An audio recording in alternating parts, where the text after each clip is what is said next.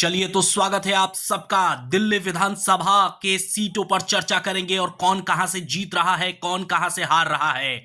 सबसे पहले पापड़गंज दिल्ली, सबसे ज्यादा हॉट सीट गुरुजी अवध ओझा के सामने बीजेपी के प्रत्याशी रविंद्र सिंह नेगी खड़े हैं।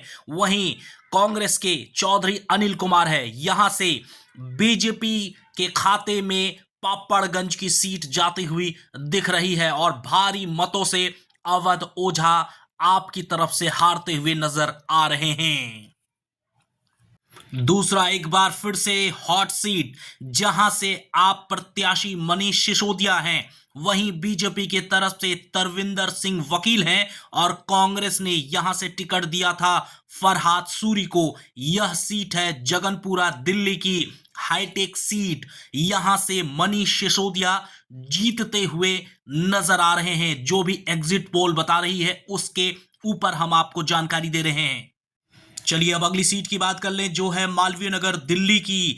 यहां से आप के टिकट से सोमनाथ भारती ने चुनाव लड़ा है। वहीं बीजेपी की तरफ से सतीश उपाध्याय ने चुनाव लड़ा है और कांग्रेस की तरफ से जितेंद्र कुमार कोचर ने चुनाव लड़ा है। अगर इस सीट के एग्जिट पोल की बात कर ले तो इस जो सीट है यह सतीश उपाध्याय के खाते में जाती हुई दिख रही है।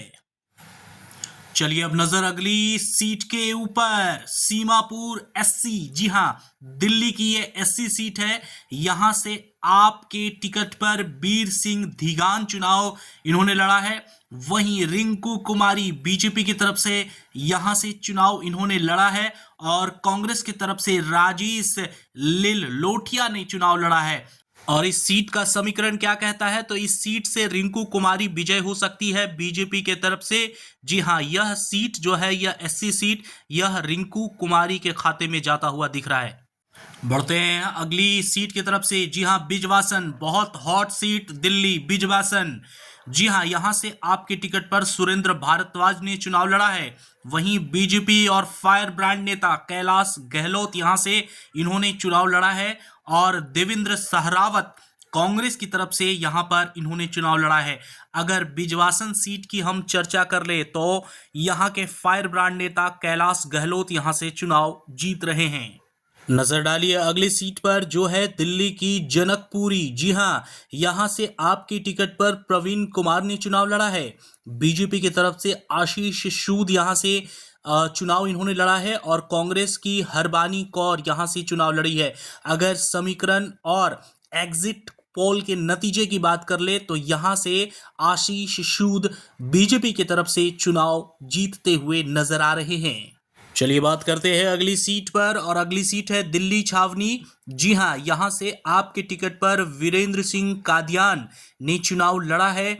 बीजेपी की तरफ से भुवन तंवर है और कांग्रेस की तरफ से प्रदीप कुमार उपमन्यु यहां से चुनाव लड़े हैं। अगर इस सीट की बात कर ले तो यह सीट आपके खाते में जाती हुई दिख रही है और यहां से मौजूदा विधायक एक बार फिर से यानी कि वीरेंद्र सिंह कादियान यहां से चुनाव जीतते हुए नजर आ रहे हैं।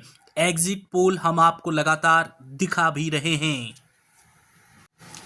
बात करते हैं अगली सीट, जो कि है दिल्ली की नरेला। जी हां, यहां से आपकी तरफ से शरद चौहान इन्होंने चुनाव लड़ा है। राजकरण खत्री बीजेपी की तरफ से यहां पर इन्होंने चुनाव लड़ा है और कांग्रेस की तरफ से अरुणा कुमारी को यहां से टिकट मिला था। और यहां से जो समीकरण हमारे सामने आ रहे हैं उसके हिसाब से एक बार फिर से यह सीट आपके खाते में जाती हुई दिख रही है और यहां से यहां के 2020 के मौजूदा विधायक शरद चौहान एक बार फिर से अपना विजय पताका लहराते हुए नजर आ रहे हैं।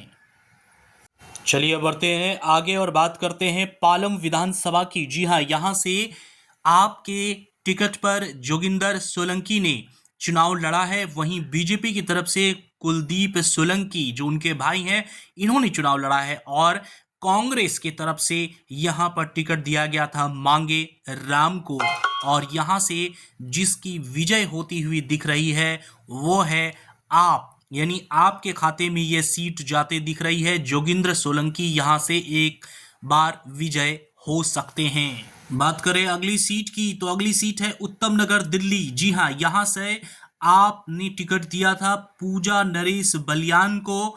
बीजेपी की तरफ से हैं पवन वर्मा और कांग्रेस की तरफ से हैं मुकेश शर्मा। जी हां, और यह सीट एक बार फिर से बीजेपी के खाते में जाती हुई दिख रही है, जो है पवन शर्मा। पवन शर्मा यहां से चुनाव जीत सकते हैं। हालांकि 2020 के विधायक हैं नरेश बलियान। चलिए अब आगे बढ़ते हैं इस वीडियो में और बात कर लेते हैं दिल्ली की अगली कौन सी वो विधानसभा सीट है। तो जी हां, अगली विधानसभा है विकासपुरी, जहां से आपके टिकट पर महेंद्र यादव चुनाव लड़ रहे हैं।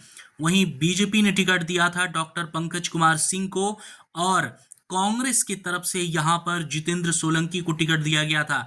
अगर यहां बात कर लें तो एक बार फिर से इस सीट पर आप चुनाव जीत सकती है और आपके कैंडिडेट जो है महेंद्र यादव, वो एक बार चुनाव फिर से जीत सकते हैं।